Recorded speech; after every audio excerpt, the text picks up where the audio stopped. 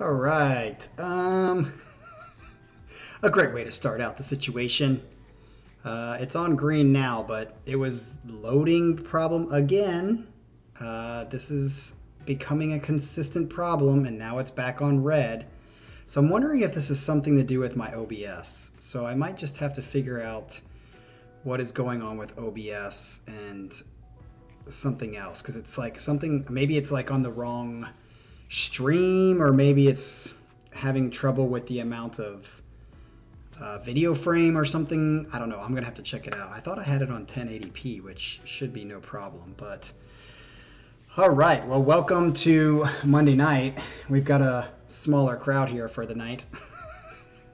Not too many interested parties when it comes to questions, I guess. So that's all right. We will get started and get through them and move on. And I just wanted to make a note before that we start doing these questions that next Saturday, or this coming Saturday, there will be no stream. There will be no live stream at all. And the reason why is I had an acquaintance that I've been hanging out with, a group of guys, 4 or 5, and it's his son's birthday party. And it's the only time he can do it, and the only time they can do it is from 10 to 1. So I don't really feel like coming back from that, and I might not even, we might just go hang out afterwards, depending on the weather, although the forecast looks like shit again, of course.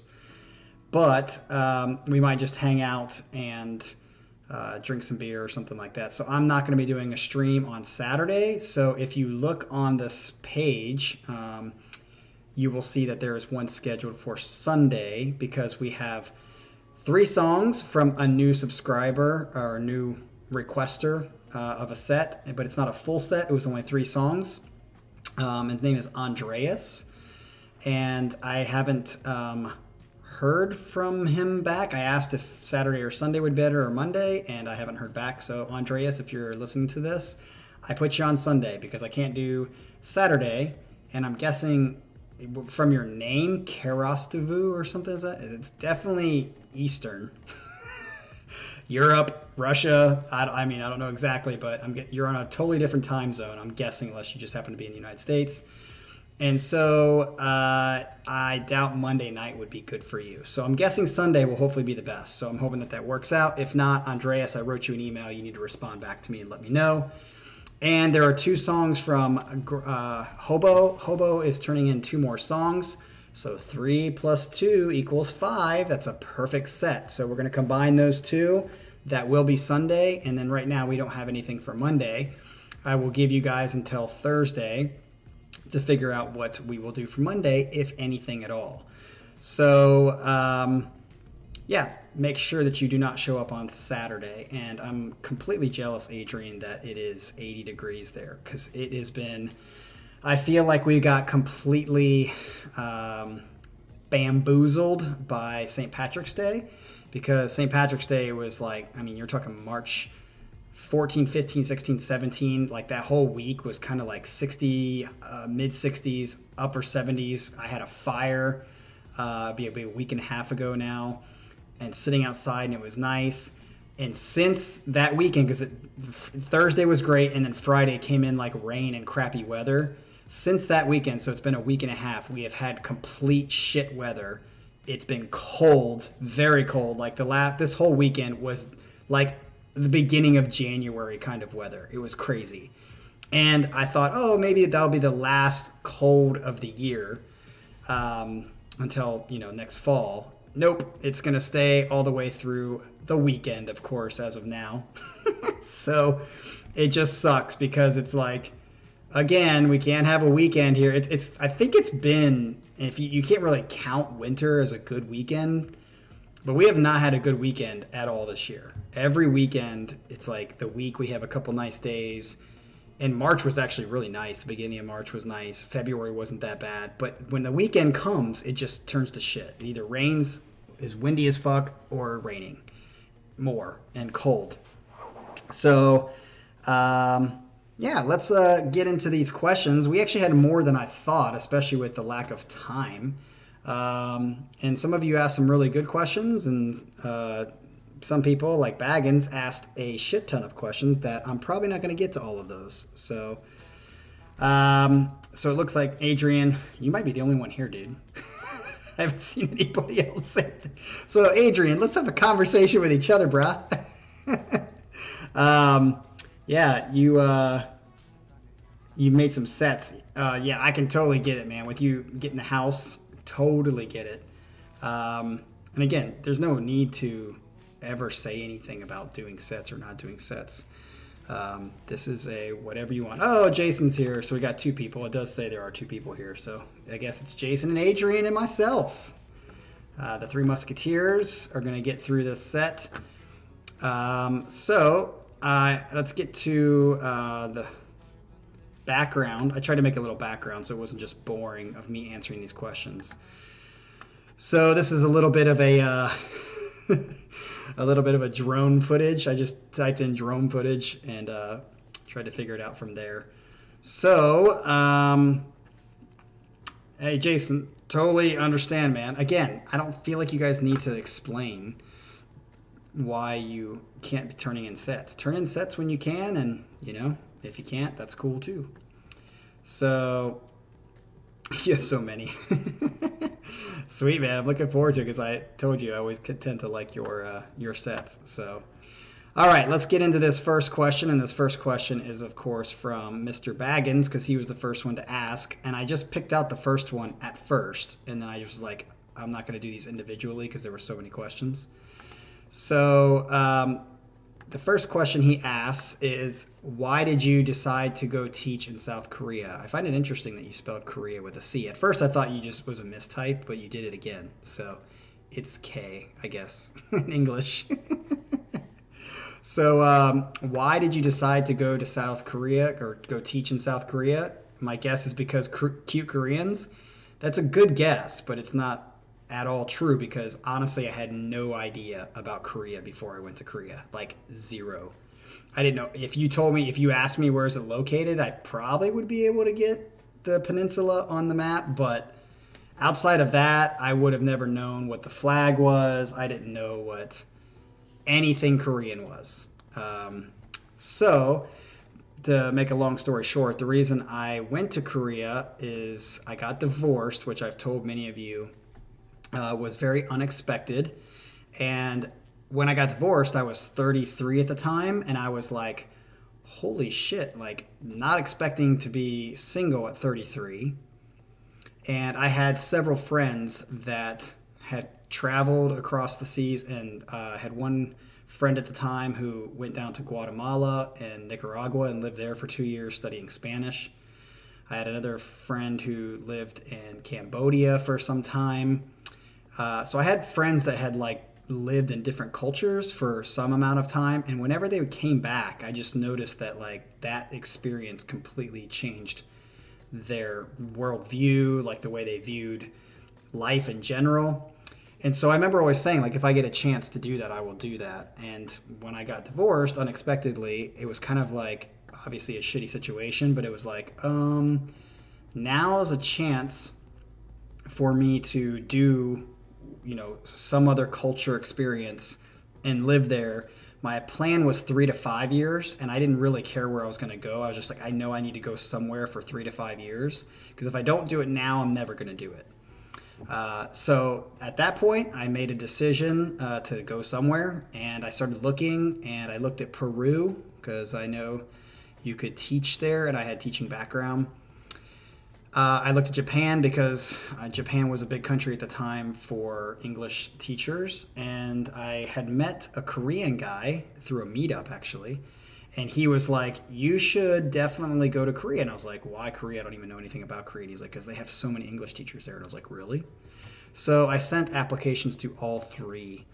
And all 3 of them, out of all 3 of them, Korea responded really quick. They were really interested. I had a master's degree, so I think they were really interested in that. And so they sent back something. I sent back my stuff. They got through, and they said they accepted my application. And they'll say we'll give you a visa. And at that point, it was just okay, Korea is where I'm going. So there really wasn't anything in particular about Korea other than my friend saying you should go to Korea, and it became one of the 3 choices. And they responded the quickest. So that's why I picked Korea. And you said, and why did you decide to go back to the U.S.? I had always planned to come back to the U.S. There's things about the U.S. I like. There's things about the U.S. I don't like. There's things about Korea that I like, and there's things about Korea that I don't like. So I was never like, I got to get out of the United States. It was just, I wanted that experience, 3 to 5 years, but it turned into 10 because it was so great. And to be honest, I didn't want to come back to the United States. The reason I did come back to the United States after 10 years is because being an English teacher, there's only 2 things you can do really in Korea, or I would even say in the whole world, would be teach or be in the Army, and I'm not going to be in the Army. And so teaching is just like, it's very lateral in that you can't really move up. I mean, I was a professor in Korea, which is kind of the best you can get. And there's just kind of like a max pay that you can get, which isn't great. It's not bad, but it's not great. And on top of that, the chances of me being able to stay in Korea for the rest of my life teaching as a professor is very slim, in my opinion. After watching universities, they give you 2-year contracts typically, and then they just like don't re-sign you, or they change the rules to try to get rid of people. It's just at any moment you could lose that contract and not be re-signed. And so my wife and I, now my current wife, who's Korean, we both were talking, and it was just kind of like, look, at some point we need to go back, because even if I were to make it another 10 years in Korea and they kept re-signing my contract, or even 15 years, and then all of a sudden they just don't, or something major changes, trying to start a career back in the United States at 55 is going to be a lot more difficult than 40. So we were like, we just got to bite the bullet and go, and that's why we made the decision to come back. So how open was she to left her country, and was it difficult for her to adapt? Yes. It's funny, when we first started dating, so to give you background, we actually started dating kind of like right after I got there, like within like 5 months, totally unexpected. And we dated for like 2 years before we got married, and we've been married for 8, just over 8.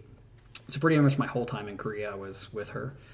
And it was totally not expected, as I said. And when we first met, she was kind of like, I want to go to the United States. She really wanted to move. And then like after we got married, it was kind of like, I don't want to leave Korea. Probably because we were with her family. It was a good situation.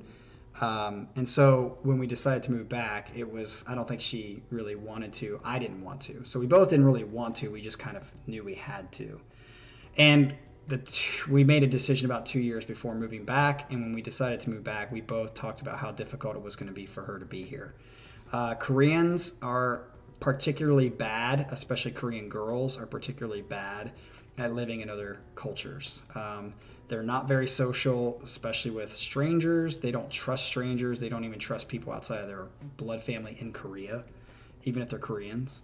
And there's a whole lot I could say about that, but there are so many stories I have of people that I knew that were married to Korean girls, especially, that would move to different countries, and then the wife would go back to Korea because she was depressed and wasn't happy in the place that they were.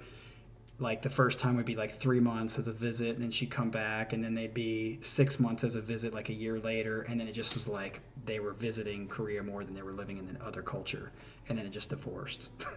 So we discussed that it'd be a potential crisis to our marriage if, she couldn't adapt, and we still have problems. We're almost 2 years back in the United States, and it's still a problem. Like, it's still not just her. Like, I'm having serious difficulty living in this culture again.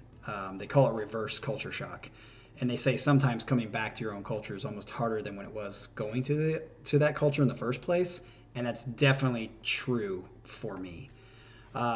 So how's she handling it? Yeah, she's not, just kind of the same as I'm handling it. We're just kind of going day by day. I'm not happy here, to be honest. I'm not nearly as happy here as I was in Korea. But that's for several reasons. That's not just America in general. coming back during COVID and having 2 years of, well, I probably just got my stream blocked. Was probably not the best thing, obviously, because everyone was hauled up. There was no chance to meet people. So yeah, it made it much more difficult. I could talk about that more. So we're already how long in? Yeah. So Adrian, I would really say, and I would say this to every single person out there, no matter what age you are, if you have a chance to live in a different culture, you definitely should. It has completely changed my worldview on many things. I think it's essential. I think if you don't get a chance to live in another culture and be forced to live in somebody else's perspective and a culture's different ways of doing things, not for a week. I hate when people are like, yeah, I lived in a different culture for a month. That's not living in a different culture. That's like not even honeymoon. That's like a one-night stand in relationship terms. You got to live there. That's why I wanted the 3 to 5 year experience, because you want to live there long enough where you start to kind of get stuff. There's phases of it, just like a relationship. There's a symbiosis stage where you're like all happy and whatever, and then there's like this like desensitized, and it's just, there's a whole process. But I would say if you have a chance, you should definitely do it. I think it's that worthwhile, and I think if you don't do it, you're really missing out on a pivotal life situation in the growth as a human being. So that's what I would say. Yeah, exactly. That's a vacation. But people will be like, yeah, I've been to Philippines and I know the Philippine culture. And you're like, how long were you there? 3 weeks. Yeah, you can't really make any discerning factors about certain things in a culture if you've only been there for 2 or 3 weeks. But people say it all the time. So, all right. That was that question. Let me delete that one. And let's get to the next question. And this is by Axel Paul Hook. Is it Hook? Favorite pickup lines. How do you approach women? This is a great one. So I kind of mentioned it, to which Adrian was laughing about it. My favorite, I hate pickup lines. I don't think there's anything good about pickup lines. They're cheesy. They're forced. So I'm definitely, like, when I got divorced, I had like 2 years before I moved to Korea in Denver, Colorado, where I kind of discovered myself as a man. Like, totally learned better ways, not like nobody's perfect, obviously, but like better ways to approach women, talk to women, have relationships with women romantically. And I mean, you can just go into YouTube and type all this stuff, but I really got into what's called The Game, and The Game was the first book I read because one of the friends I had in Denver told me about it. The Game was basically a biography about a man named Mystery. Eric Von Vonovich is how you say his name. I can't say his last name. He's Canadian. He actually had a show on TV on VH1 called The Pickup Artist, and people make fun of him. I made fun of him the first time. It's a long story. But he actually wrote a book called The Mystery Method, which is what the biography, The Game was about him and his life and his crew. And Neil Strauss, the guy who wrote The Game, actually went into that world and became a pickup artist for like 5 months. He also did a book on Motley Crue, I think, and he followed Motley Crue around for like 5 months or something like that. And yeah, so after I got over the initial making fun of it and thinking it was stupid and lame like everybody else does, when I read The Mystery Method, the actual book, and as a background in counseling, because that's my master's degree is in counseling, he makes a lot of sense. Now, I'm not saying I like him. Like, I think he's got a lot of issues psychologically. But just because you have psychological issues doesn't mean you can't say things that are correct and make a lot of sense. From your depletion or fucked upness, you might be able to discover things because of that other people can't see or don't know. And I think a lot of what he said is he's like the father of pickup artists. And all the things that people are doing now, the whole red pill, all that crap, all the, all of that stuff is originated with him. So I agreed with it. I went out and did it. And so one of the things he talks about is there aren't such things as pickup lines that are good. You just have a conversation and you just ask questions, and it's called indirect game. And so you indirectly have a conversation so it doesn't declare your interest at the forefront, is what most guys do, is they just immediately go up to the girl and be like, oh, I love you, and they put this pussy on a pedestal, and oh, everything, you're there, and I'm trying to win your heart, instead of just having a normal conversation and, getting attraction in a different sort of way. So, so I agree with that. So to me, especially in the United States, indirect game would be the way that I would talk to women or start conversations. And I still do it. Like, it's not just about picking up women or talking to women. It's about social ability, how you interact with people. So you can kind of game dudes too. It's a lot easier, obviously, because you're removing the romantic part of it, unless you're gay, which is still even easier than picking up women, because gay dudes just will go down for much. No pun intended. So, yeah, I mean, it's about how to interact with people, and I think I learned that, and it's just asking questions and follow-up questions and being interesting, and being interesting yourself first, which is part of the game too, is that people miss, is it's really a self-help kind of situation. It's about learning how to be a man first and what it means to be a man and who you are as a man, and then allowing that to attract women more naturally than, pickup lines and stuff like that. So that's kind of all I'll say about that. If you want more, we can talk more about it. I've actually thought about doing like dating stuff, but so many people are doing it. It's it gets so cliche. What's up, Ryan? What's up, Ash? You just missed me talking about picking up women. Kind of. All right, so we will move on to the next one. I'm already starting to lose my voice. I don't normally talk this much, so I do talk a lot, but not this much. All right, so let's get to the next one. This is by Scott. Scott says, Baggins, breathe, man, because Baggins was asking so many questions. My question is, what was the best concert you ever attended, and what's your favorite story from a concert you attended?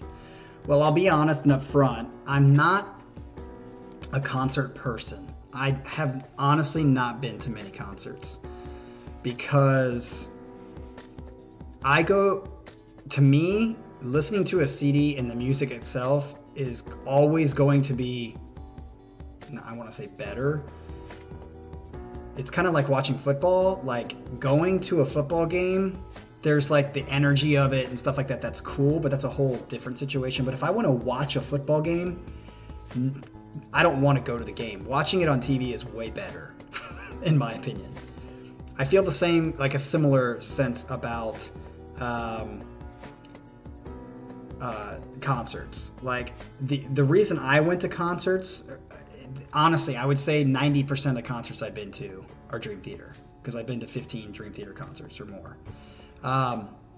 And maybe 5, 6, 7 other concerts on top of that, probably more that I can't think of, but in general, kind of not that much.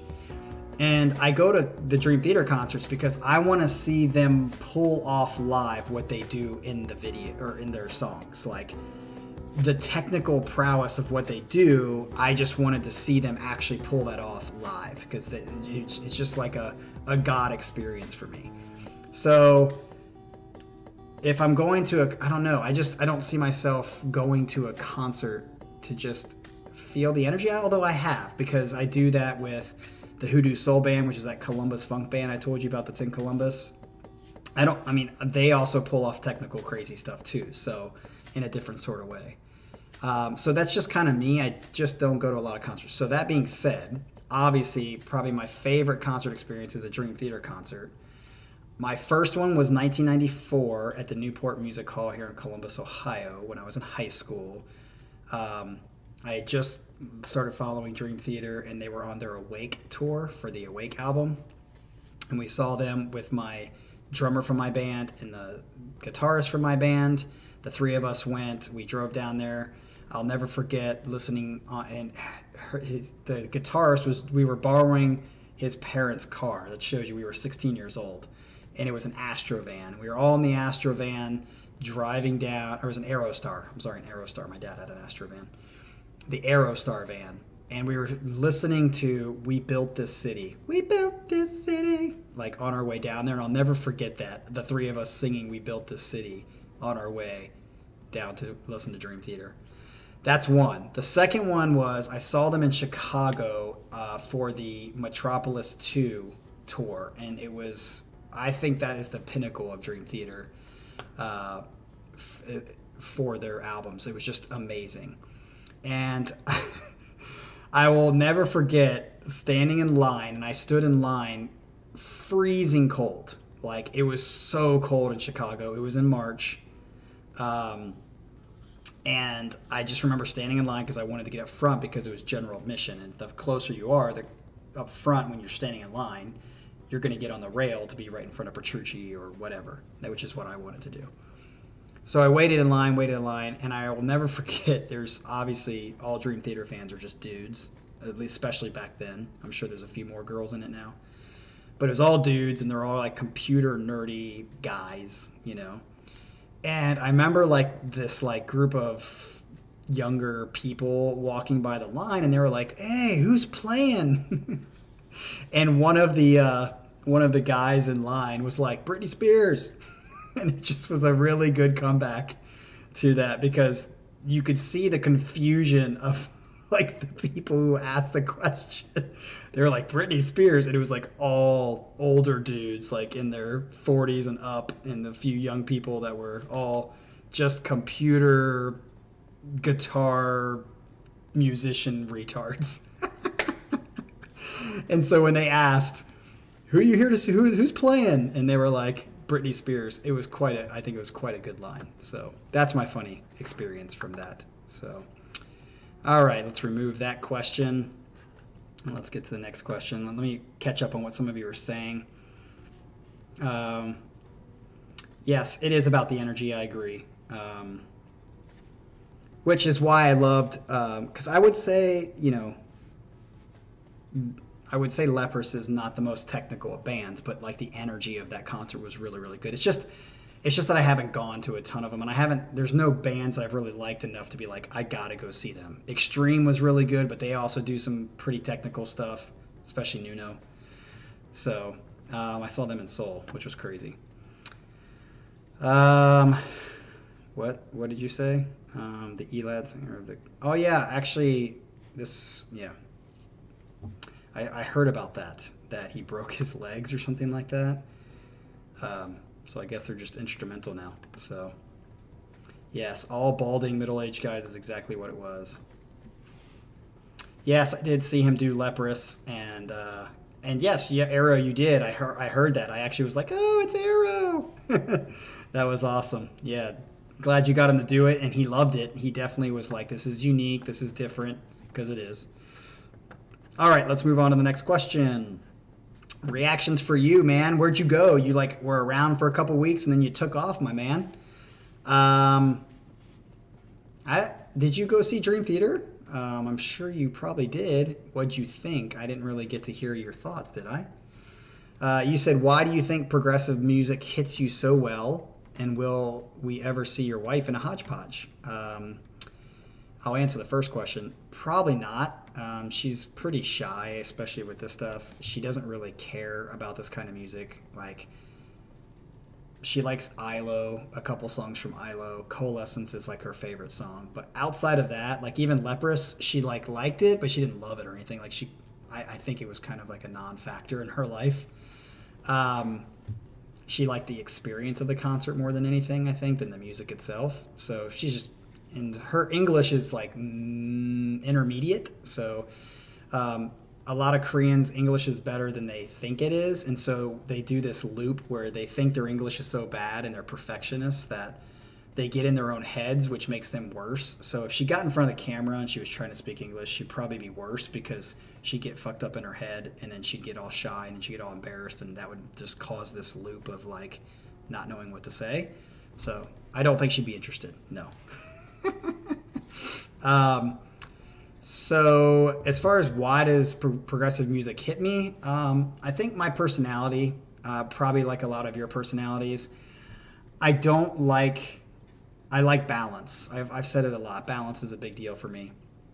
So I don't really like simple all the time, and I don't like difficult all the time. I like in between. I like something that is got simple flavors to it, but also got some difficulty to it as well to kind of take you on a journey. And I feel like progressive music is like the best for doing that out of all the styles of music. Most styles of music have one center point that's really, really good. Pop music is really catchy, really surfacey, really simplistic. Jazz is really technical and really, crazy musicianship. Blues is very emotional. And I can just keep going on. So like they have like their focal points, and that's about it. Whereas I feel like progressive takes all the genres and kind of melds it into like a song and into like music, which I think is great. I like the diversity that still brings together a good, well-written song. That's why I think, because that's my personality. I'm a jack of all trades and a master of none. That's always been my lifestyle my whole life. I do a lot of things pretty well or above average, but I never do anything great. And I think that's kind of like progressive. Like they're technical, they're emotional, and they're it's like the melding of all those things. That's my thought. All right, let's move on to the next question.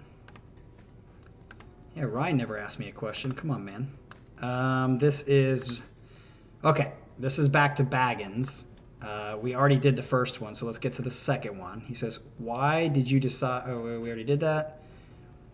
Do you believe we are alone, conscious beings in the universe? My short answer to that is no, but I don't think we'll ever meet whatever those other conscious beings are.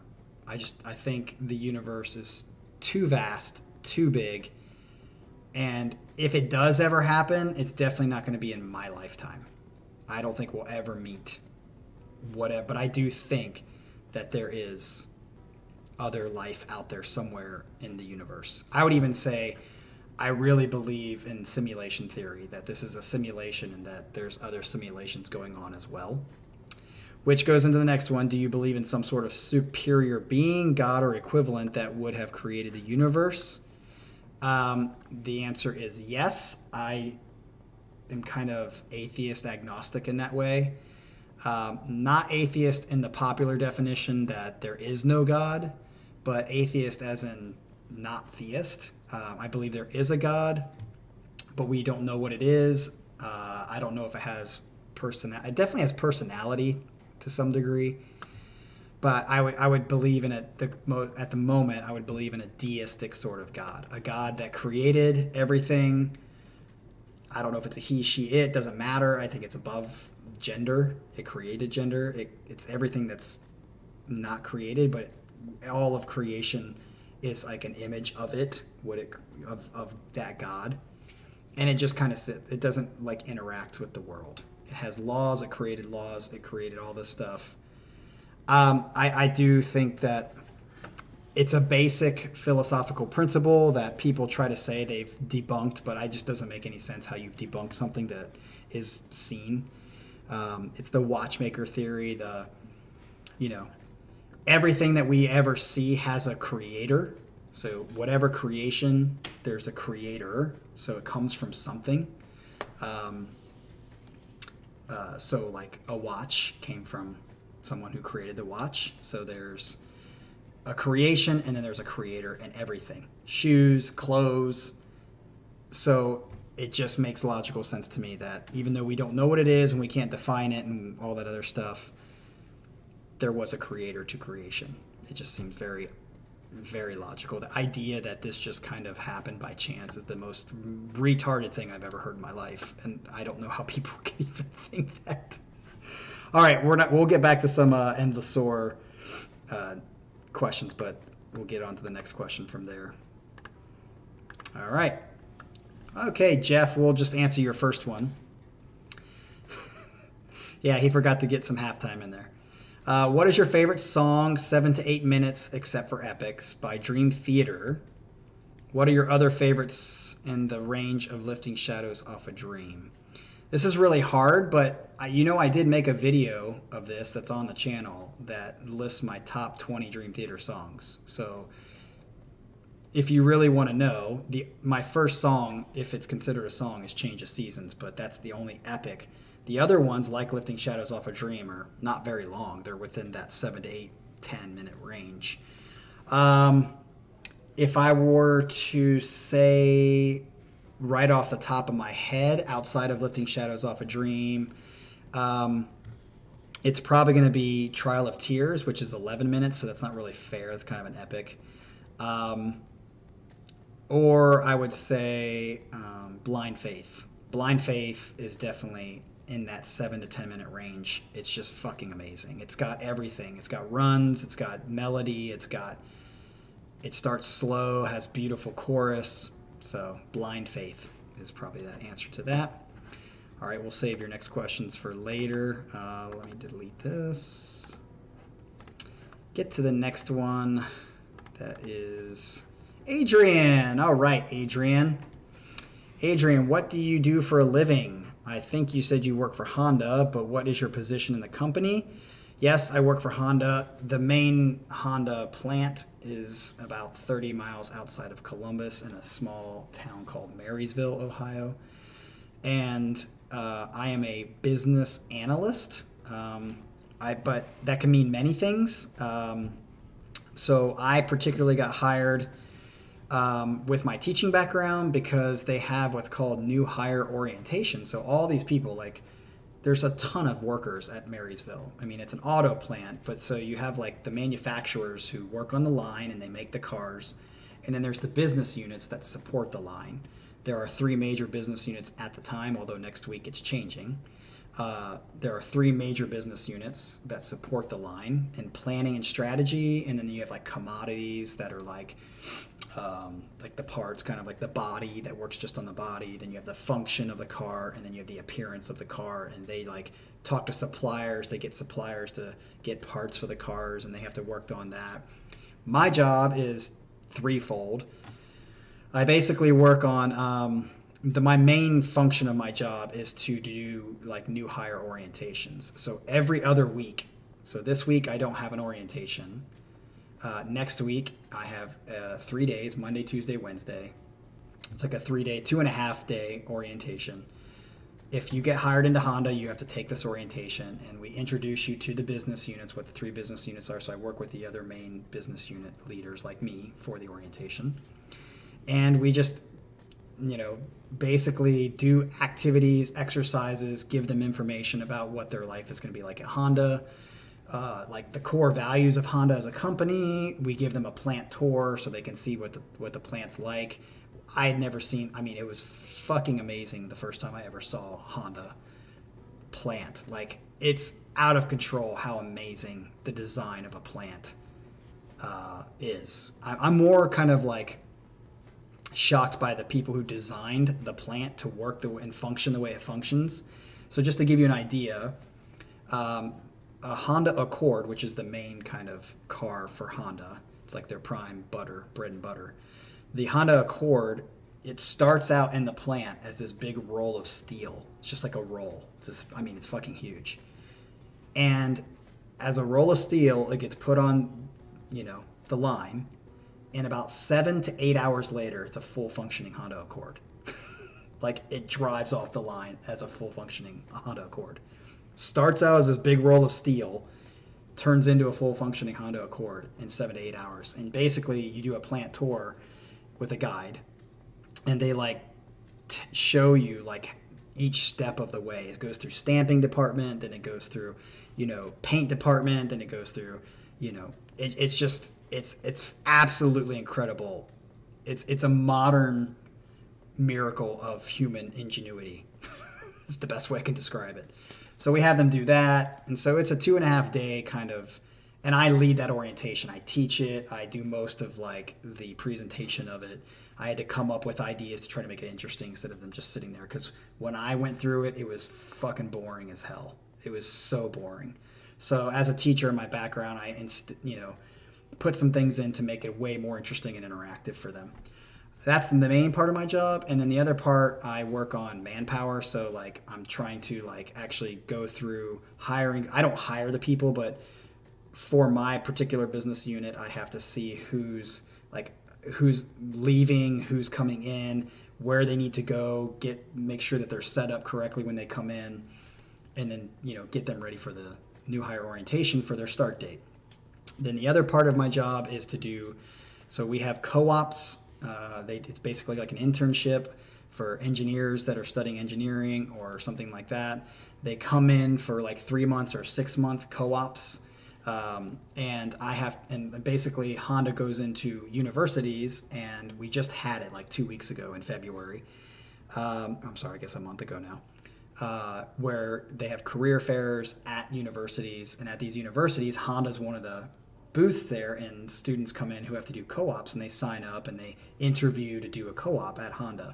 And it's a pretty prestigious co-op. So like typically Honda was like the creme de la creme, although that's changing because there's a lot of competition coming, or has been coming. But Honda was like the creme de la creme for co-ops. Like they would come, especially in the automotive industry, and they would like it'd be really, really tough just to get a co-op. That's not even getting a job, it's just to get a co-op for 3 months or 6 months. So I kind of have to arrange the recruiting like months. When we do hire co-ops, we have a co-op orientation for a day that I have to run. I have to get that set up. We do round tables. We do all kinds of things to help the co-ops experience good, see what they're learning, see what they're not learning, give them a chance to talk, kind of arrange all that stuff. So that's kind of a trifecta of my job. Hopefully that answered. You asked also, you said you were married and divorced once before your current marriage. Let's hear Captain's love history. How old were you during that marriage? How long did it last? And how you met your current wife? I kind of talked about that and how long you guys been together. So I kind of talked about that last part. My first marriage, I told you I grew up in Columbus. Went to school for 7 years in Indiana, about 3 hours away from Columbus. Then I came back after I got my master's and then moved out to Colorado. And about a year after I moved out to Colorado, I met a girl through the group of friends that I moved out there with, and we got married pretty quickly. At the time, I was 28. Or no, she was 28. I was 26. Yeah, 26. We got married, and about 2.5 years in, almost 3 years in, I found out she was having an affair. This is a long story short. Decided to give her a second chance because I think an affair, especially coming from a counseling background, an affair is just kind of like a symptom of what's going on underneath, the problems that are going on underneath. And so I already knew what those problems were. I was trying to get her to talk about them, but she was kind of an avoidance type of personality. She didn't want to deal with things, which is very ironic because typically the stereotype is that the guy is the avoider and he doesn't want to talk and he's quiet, and the girl's like the one that wants to talk. It was the opposite in my situation. I was the one that wanted to talk about issues and deal with stuff, and she was the one that didn't. Opposites seem to attract, and that's just the way it worked. So she didn't want to deal with stuff. I think that's part of the reason she got into the affair. So when I gave her a second chance, I said, hey, if you really want to do this and you really want to work on the things that we said were a problem and issues before, then I'm willing to give you a second chance. I had 3 major stipulations. I'm not going to go into those, but I had 3 major stipulations for me to give her a second chance, and she agreed to those stipulations, so I gave her a second chance. And then about 3 months later, found out she went back to the affair, which, by the way, that guy was married and had kids, so it was kind of a crazy situation. And at that point, it was just kind of like, okay, I gave you a second chance. It's obvious you don't want to be in this relationship, so I'm bailing. It's time to leave. Unfortunately, we had bought a house in 2008, like a year and a half into our marriage, and at that point, we had to sell because we were getting divorced right after the crash of 2008, 2009. So it was like the worst fucking possible time for those houses. So that was a very, very shitty situation. So I think I answered all of that. And then, of course, I met my current wife in Korea. And I met her, I'll just give you more detail on that. the reason I wasn't expecting is because I was all about being single. I had been 2 years single at that point after my divorce, and I was going into a new culture, and I was like, I'm definitely not into like trying to date somebody right now. I just want to learn the culture and figure it out. And I was definitely about banging, because Korean girls in general are just really bangable. So I was definitely about playing around and fooling around and having a good time. And then like 5 months in, my friend from Denver, the Korean guy that got me to go to Korea in the first place, he like wrote me on Facebook and was like, hey, like, just so you know, I have a girl that I used to know in Dallas, because he used to live in Dallas, Texas. She also lived in Dallas for like a couple years doing language school there, like a long time ago in like 2008 or something like that. And he said she just moved back to Korea, and she saw your picture on my Facebook, and she said she wanted me to introduce you guys. And I was like, yeah, that's fucking easy. It's like, I don't even have to do any work. Hell yeah. So like, I met up with her in Seoul, and I didn't like her at first, and she was too quiet for me and shy, and that's the way most Koreans are anyway. And so I was still like, I'll meet her and have fun with her, but I'm not going to date her. And then I went out on other dates, and, you know, a couple months goes by or whatever, and I saw her, you know, like 2 more times or something like that. And I remember like several months went by, and I finally was like, okay, it wasn't like I wasn't, and she knows this, so I'm not like telling you guys anything she doesn't know. I wasn't feeling like in love with her or anything like that. It was more of a conscious, logical decision to date her. I was like, I've never dated a fully foreign person. I've always dated like Korean American or Hispanic American or Black American, whatever it may be. I have dated a lot of different cultures, but they were like American of that culture. I had never dated like someone from Spain or someone from Africa or someone. I had never done that. So I was like, you know what? This is my chance to have that experience as well. So I'm going to date her and just get that experience for good or for bad. But I'm going to commit to it and see what happens. And then here I am, married for 8.5 years with her, and fell in love with her after some period of time. And, you know, that's kind of a long story as well. So yeah, it wasn't expected at all. Our Korean girl's very promiscuous. It's very different, Adrian. They are, but they aren't. Like, I'll say this. Having affairs in Korea is way easier and much more prevalent than it is here, if you can believe it. But it's very secretive. It's very behind closed doors. It's a very don't ask, don't tell kind of agreement almost. It's definitely an agreement. And you don't talk about it, just avoid it. In our culture, if there's an elephant in the room, you deal with it. And if you don't deal with it, there's a problem. In the Korean culture, if the elephant's in the room, you ignore it for as long as you possibly can until you have to deal with it. And then the shit hits the fan. So that's kind of the culture, the saving face culture that you hear about a lot. And I remember when I first went there, I totally was like not understanding of it, disagreed with it, thought it was the dumbest way to live life. And now I can totally understand it. And I'm not saying, I think there's a balance. I think the one thing it taught me was lying is good sometimes. And it is. And not every problem needs to be dealt with and communicated. And sometimes just hiding things is a good thing, and it's healthy for the relationship and for other people. So, but I also think you need to deal with things. So I think I've always said this, Korean culture and American culture are almost exactly opposite of each other. And if you could take the good things from American culture and get rid of the bad things, and you take the good things from Korean culture and get rid of the bad things, and you kind of meld them together, it might be the best you can get, as close to a perfect culture as you can get.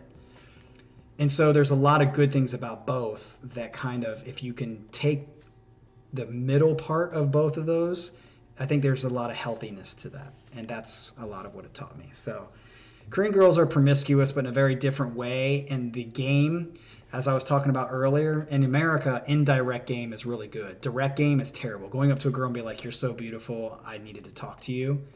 Terrible. Terrible, terrible. Don't do it. Ask indirectly. Just have a conversation, whatever. In Korea, though, it's the opposite. Like, I'm terrible at direct game. It's just not my thing. I feel too vulnerable being, like, that open and clear with my expectations and desires. But you go over there, it really works over there. Being, like, pretty direct and forward is going to be much better than beating around the bush there. It's really weird. Yeah, definitely, if you were single, I would say go to Korea and try it out. No, the whole bullshit about white guys do great over in Korea. No, I've always said this. This is probably going to get me canceled, but that's okay because I think it's the truth. In the United States, for instance, especially let's say 40 years ago, 50 years ago in the United States, most white women would not date black men. But you would have a certain group of white women that would only date black men. You still see that today, but it's much more open now. But the vast majority of white women would not date black men. It's the same thing in Korea. It's like you have your snippet, your group of Korean women that tend to only date foreign guys or white guys, whatever you want to call it. But the vast majority of Korean girls, especially like the hot ones, will never date a fucking foreigner. They just won't. They're very xenophobic there. Very xenophobic. They're like 1950s America. So when you find those girls, yes, you're going to be okay and you have a good chance. But those girls are few and far between. So, whoa, that got really loud. The ocean. Do I need to turn that down a little bit? Yes. All right, so let's get to the next question after that. We are already at 57 minutes, so we're going to wrap it up here in a little bit. Let's see what this question is. Oh, we're back to Paravarium. Here we go. Para, you've been staying awake this whole time just for your question. Gonna come in swinging hard if you really want this content. Otherwise, feel free to skip. What was the biggest factor in you leaving organized religion? Good question. And no, this would not make me not want to answer it. Long story short, it's very funny. I've never had an issue with the most people that I've met and I've experienced and come in contact with who walked away from the Christian faith specifically, or people who are atheists who have a problem with the Christian faith. It's always a very logical, argumentative, there can't be miracles. I have to see to believe, like very, very like argumentative, philosophical arguments. The Bible was written by men. It wasn't written by God. For me, that has never been an issue and still isn't an issue for me. Like that, like the Bible's faulty, written by men, that I have no, that stuff is not what made me walk away. It wasn't like I started questioning that and I was like, oh yeah, this is written by men. Never had a problem with that stuff, and I still don't have a problem with that stuff. The reason I walked away from the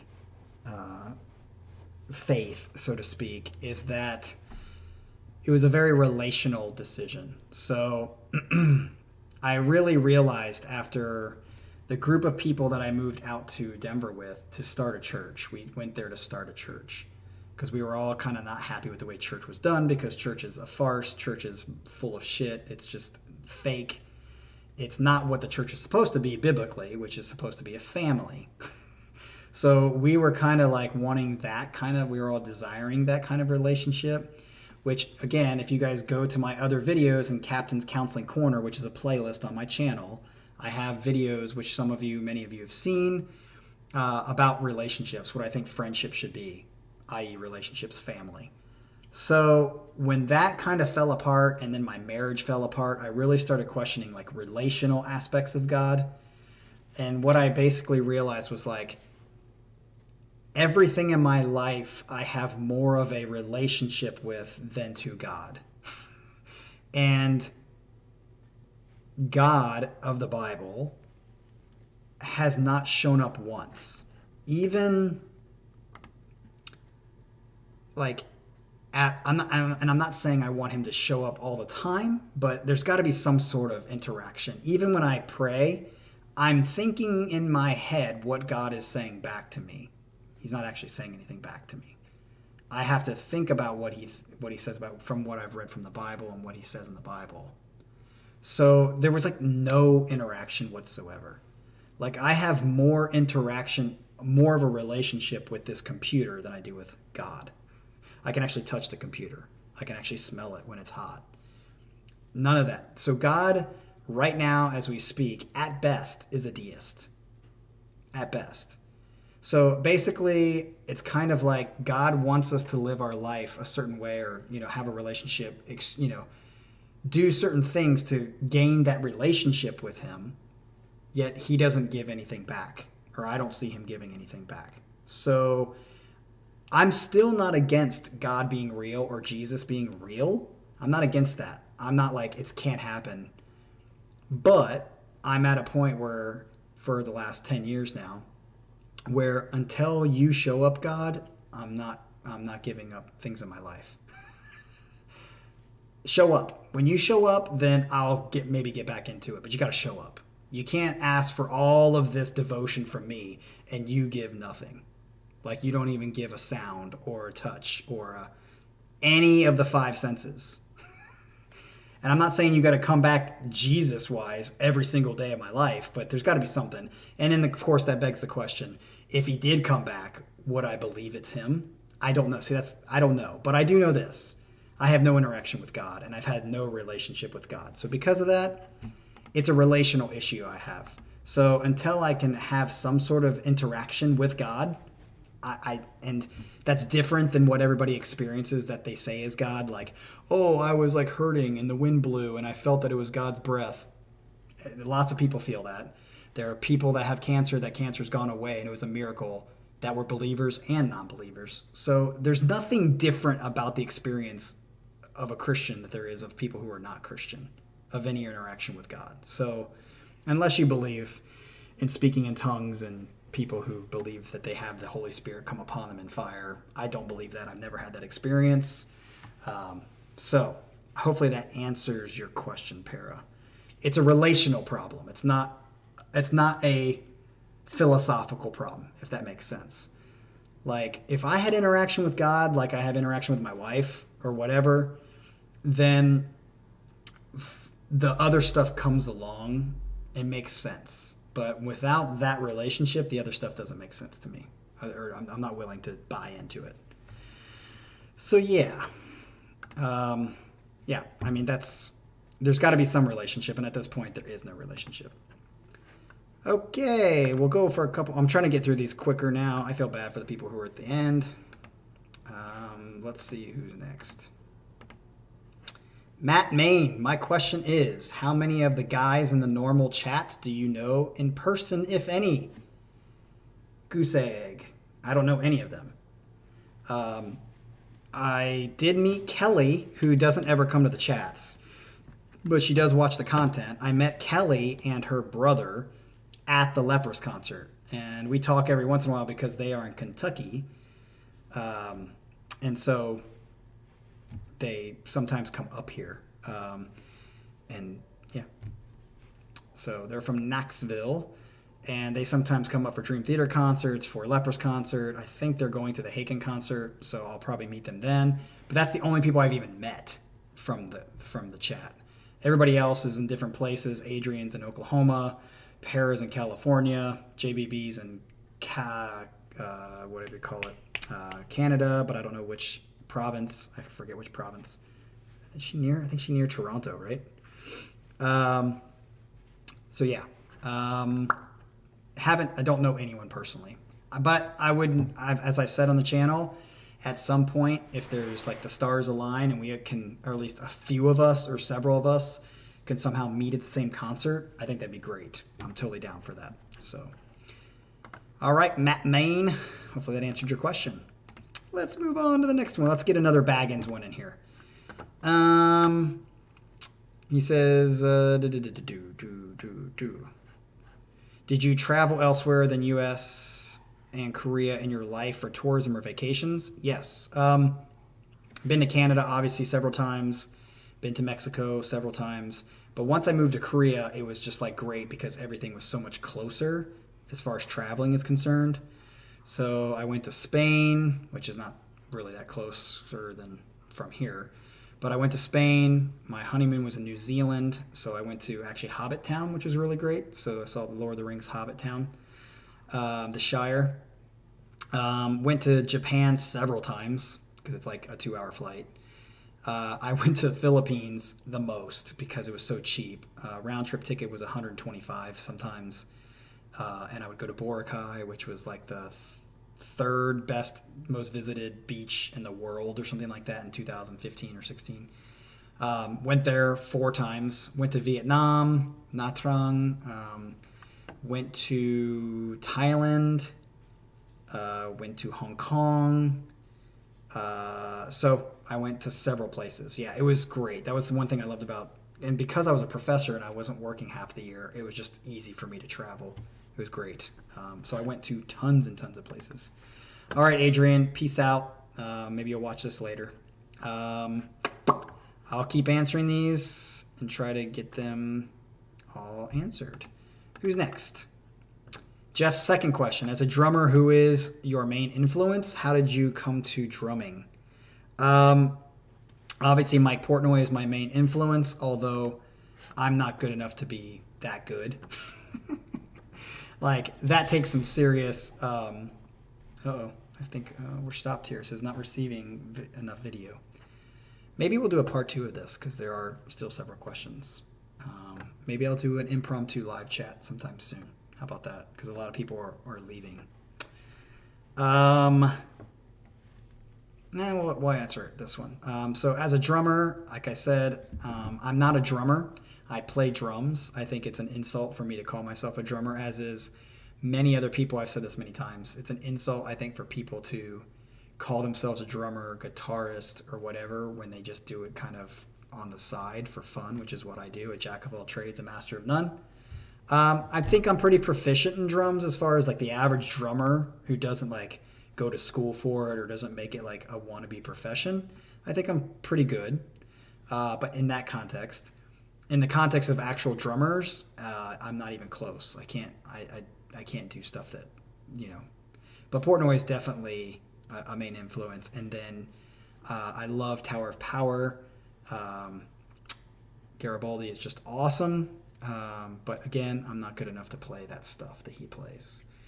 I came to drumming because I first started on bass and I really liked the drums and tried to pick them up and just learned a 4/4 beat on my own and then taught myself everything else. So just been fucking around.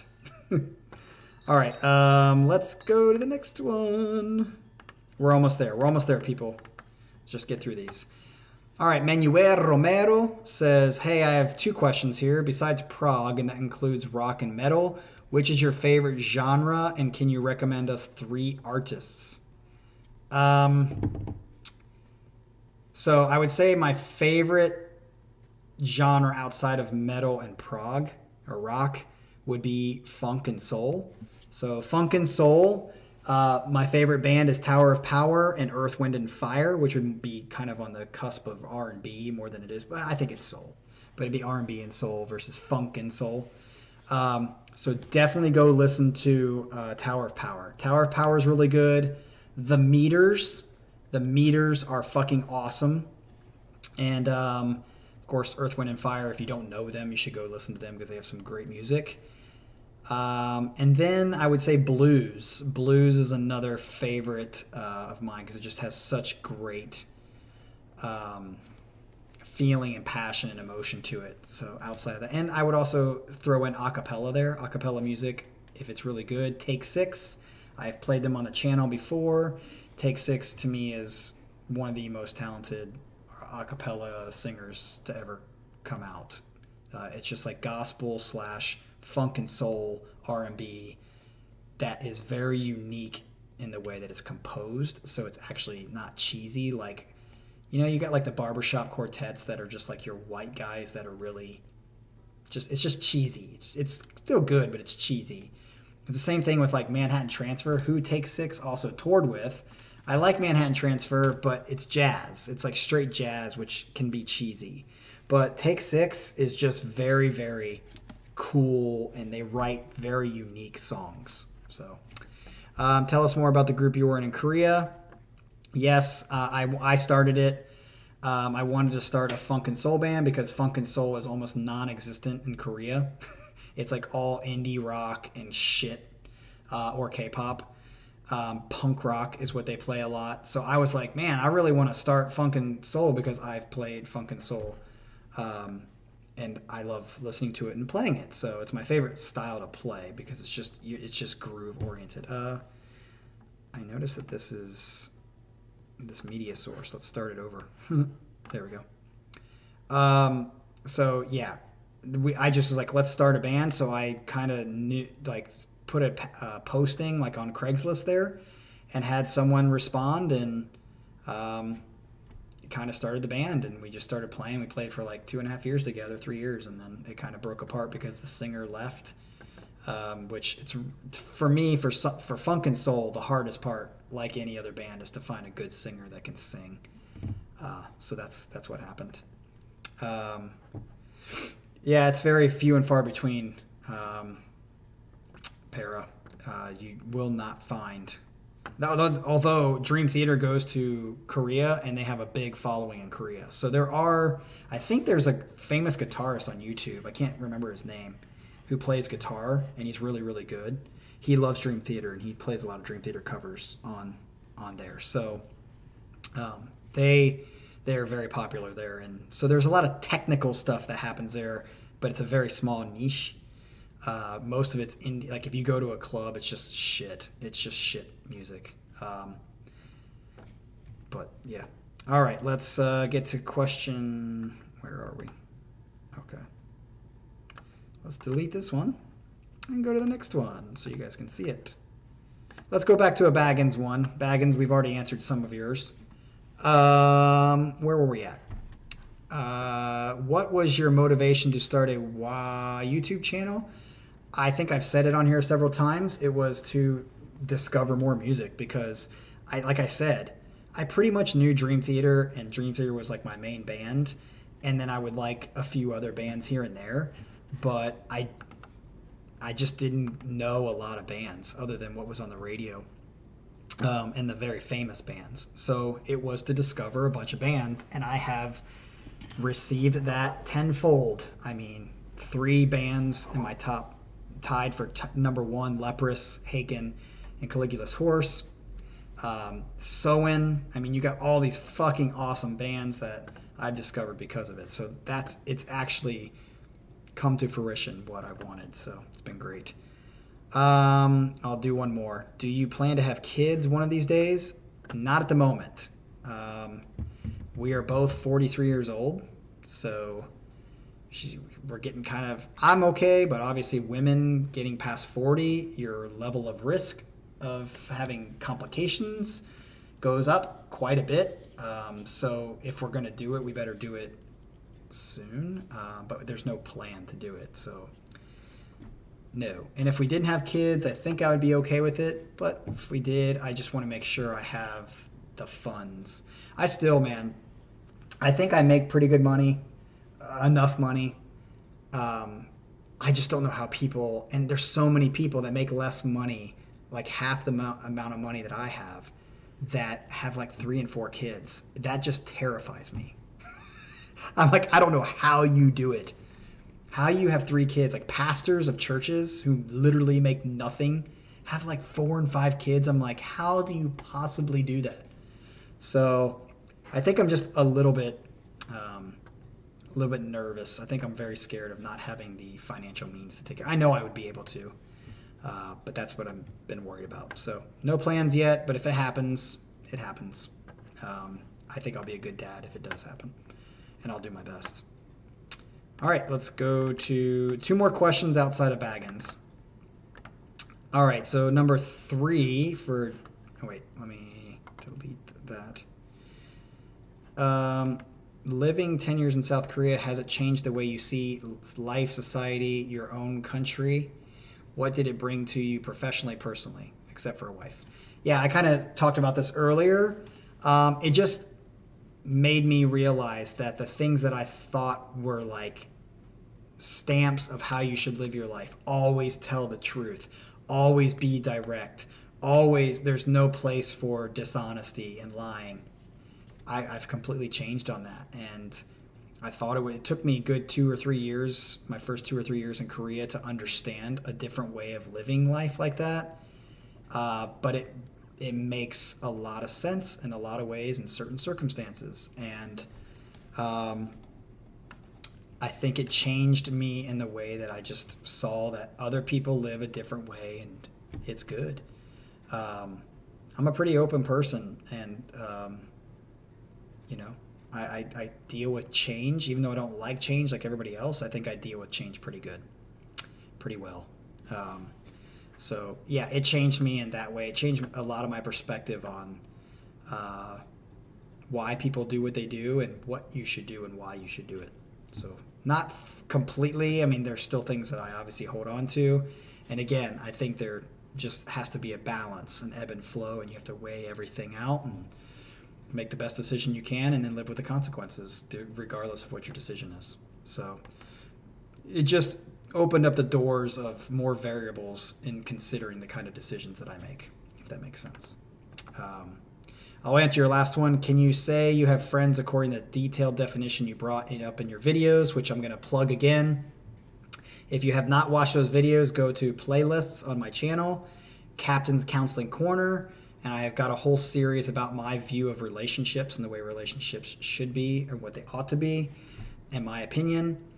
And by my definition, Jean-Francois, I do not. And I said it then. I said it in the videos, if you watch all of them. I said, by my definition, I have no friends. I had them in Denver. The last time that I had friends in the way that I defined friends was in Denver. The church that I went out there to be with as a family. We definitely were living the life that I think we should always be living and seeking out to live as the top priority. And it's just becoming harder and harder to find friends like that. It's just hard. So I would like to, but I just am getting to the point where it seems like it's more and more impossible to find, unfortunately. And COVID definitely didn't help. Video is probably blocked twice now because it's the second time I said it. Okay, so we're done with that one. I think we have one more. All right, so who is this?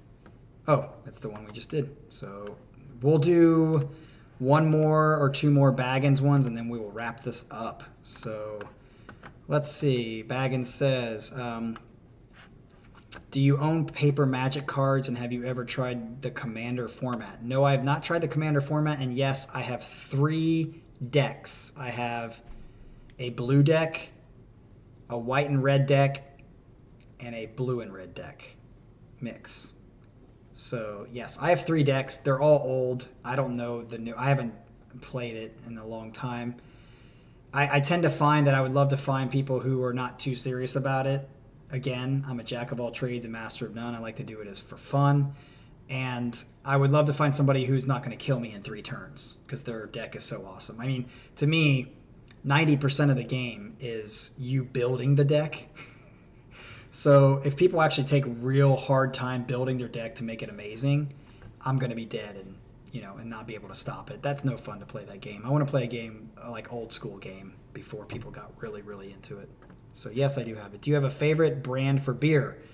Yes, it's called Left Hand Brewery. They're a Denver brewery. One of the things that I hate about Columbus specifically is that I'd say this is happening in the whole country of the United States that I can see. What the fuck is up with IPAs taking over the world? I cannot stand IPAs. I just don't like them. I know that people like them, but does everything have to be IPA? It's so annoying. I come to Columbus and like every bar or brewery I go to, it's like 7 IPA choices, maybe one stout. and it's like Dragon Stout where it's like 10.8% alcohol, which tastes like shit. I'm talking about a nice middle of the ground 5 to 6.5% alcohol stout.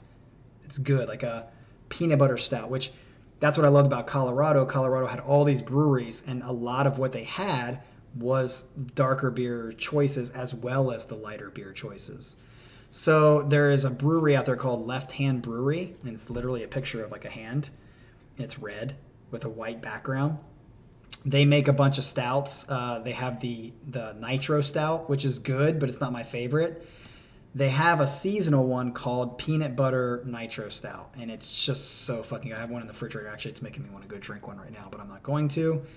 So I know for cheap, piss poor beer, I definitely think Coors Light is the best of the shitty beers. Like, Bud Light tastes like water. I don't know how people drink it. Miller Genuine Draft is a little bit better than Bud Light, but when I drink Coors Light, I feel like it has a lot of carbonation to it. To me, it's the difference between Pepsi and Coke. Coke is way better than Pepsi. Coke has like fizz to it. It doesn't feel like you're drinking syrup, which is what Pepsi tastes like. Has no carbonation to it, and it's just like drinking syrup. I feel like that's the same way with Coors Light. Coors Light, yes, it is a light beer. It's not expensive, but out of the light beers, it's got carbonation. When it hits the back of my throat, it feels good. So yeah, I would say Coors Light for cheaper beers, and then Nitro Milk Stout, or Breckenridge Brewery, which is another Colorado brewery, it's called the Vanilla Porter. Breckenridge Vanilla Porter. Oh my God, so good. The Vanilla Porter is so good. So yeah, that's my thoughts on that.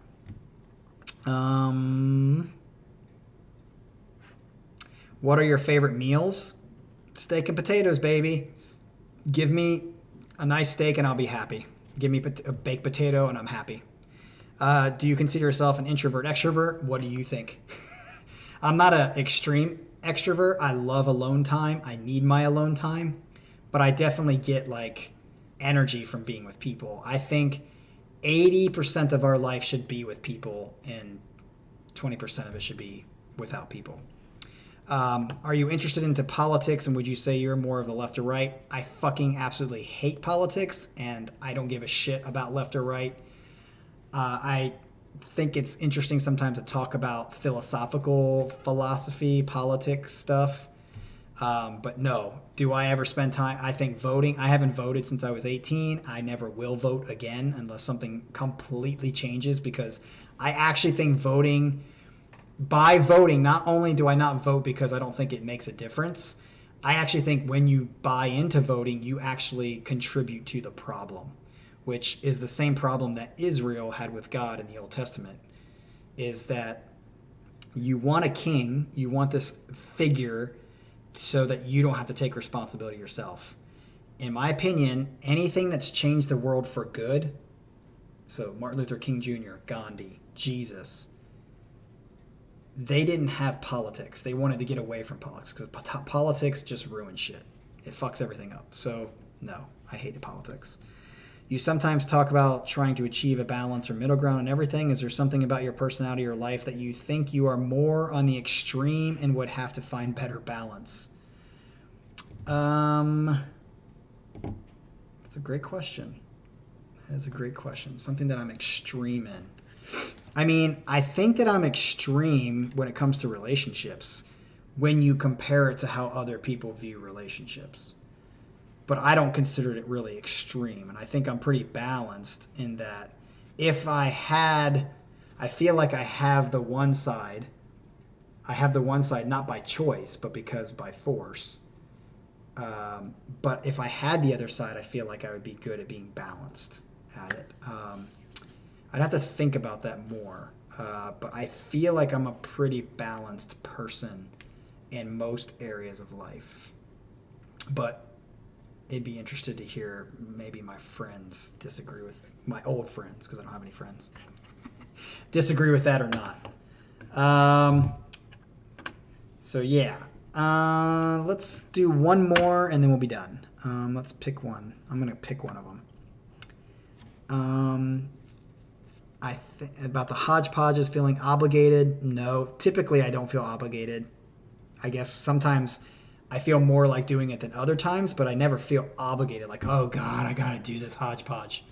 It's just to me, it's spending an hour with other people, listening to music, and even if I hate it, it's great. It's a social thing for me as well as discovering new music. So I don't think I've ever felt obligated. I have felt certain days that I'm more tired or whatever it may be, but that's different than obligation. I think you like movies, as you said. You watch movie reactions. Can you just name some of your favorite movies and why you like them?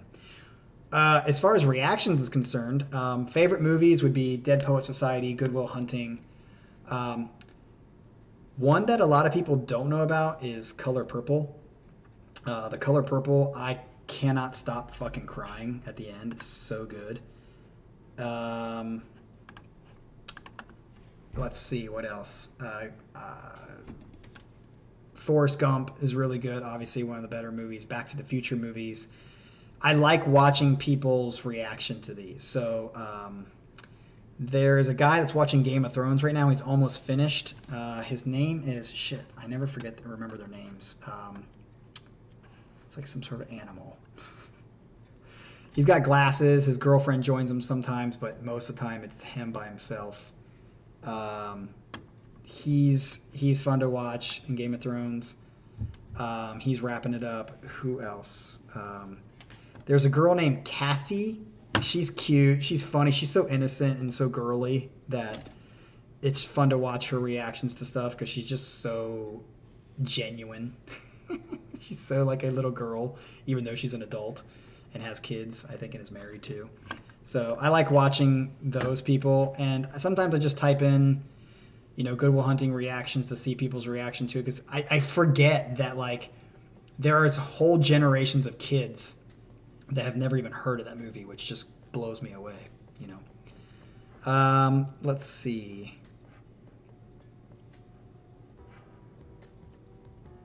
Same. If you can name a couple movies you think were a lost of time that you disliked.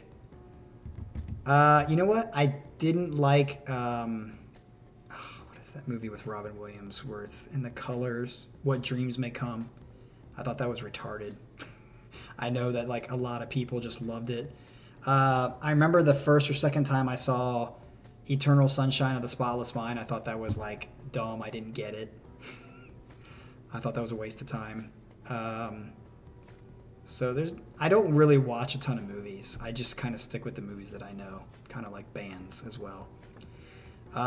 Would you like to hear what it was like during your childhood? My childhood was shitty in the sense that my parents got divorced when I was like 7. My mom cheated on my dad, ironically. And my dad moved out in like 2 weeks. My soon-to-be stepdad moved in, and he was a total dick. He was full-blooded German, just a jackass. And my mom has got a lot of issues. And it was just not the greatest. My dad was a shining light in my growing up. He actually, I think, is the reason why I'm not crazy.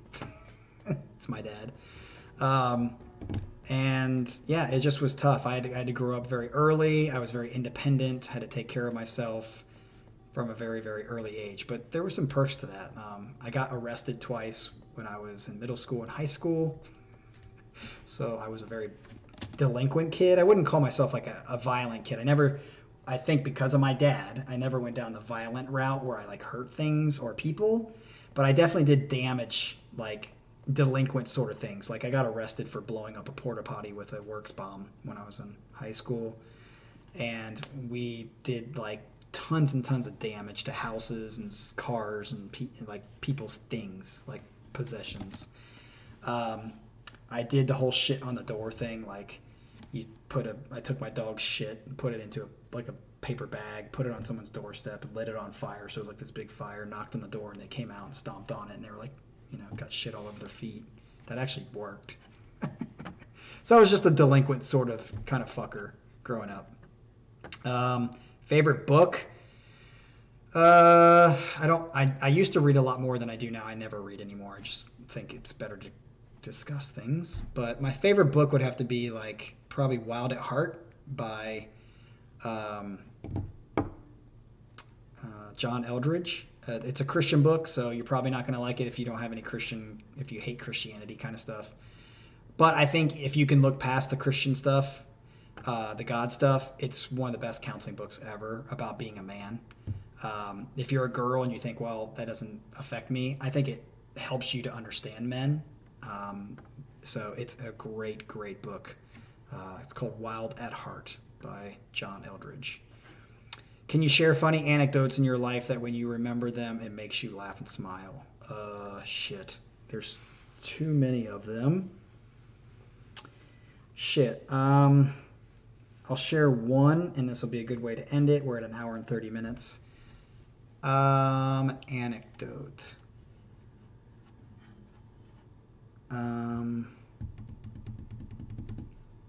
This is tough. I wish I would have thought about this beforehand.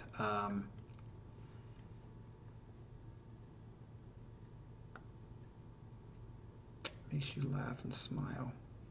I mean, I guess this isn't like, this is more of like a, so the group that I moved out to Denver with, and I kind of say this in the videos. The year was, it was like 1999, New Year's Eve, going into 2000, when everyone thought it was Y2K. And I was sitting in a hot tub with like 5 or 6 guys, and we sat in the hot tub for a good 2 hours just talking about everything under the sun. And it was like, we laughed at, where we were crying at different points. We were laughing at different points, and we were just shooting the shit and talking about serious things in life, talking about jokey things in life. And it was like at that moment that I was like, this is what I want my life to be like. I want my life to be sitting around with other people that I enjoy and just having good conversation. And conversation that's not, again, unbalanced. Not always talking about sports, but not always talking about philosophy. A mixture of both, all in the same conversations, and it just flows naturally. So that is a good anecdote, and that is what I want my life to be, and has been escaping me ever since Denver in 2000. It kind of ended around 2011. So it's been about 12 years since that ended, unfortunately, where I've had real good connection with community people and family.